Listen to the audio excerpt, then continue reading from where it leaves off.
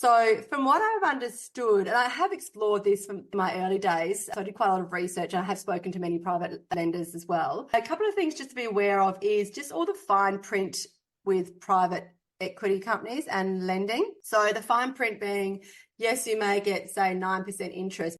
So it's like an establishment fee. So that can be a fair chunk of cash, right? So when you're assessing the total cost of your project, you just need to factor those things. What is the establishment fee? Because that can sometimes be 1-2% depending on the lender. You have your interest rate, which will be higher than your traditional banks.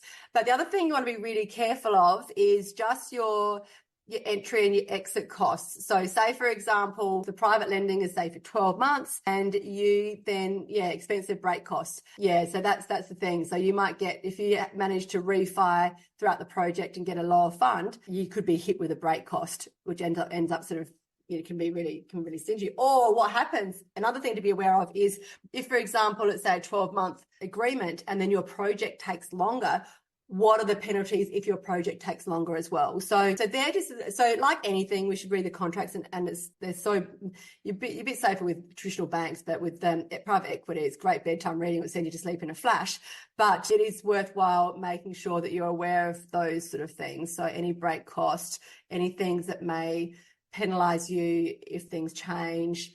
So just, they're probably the main things to be aware of.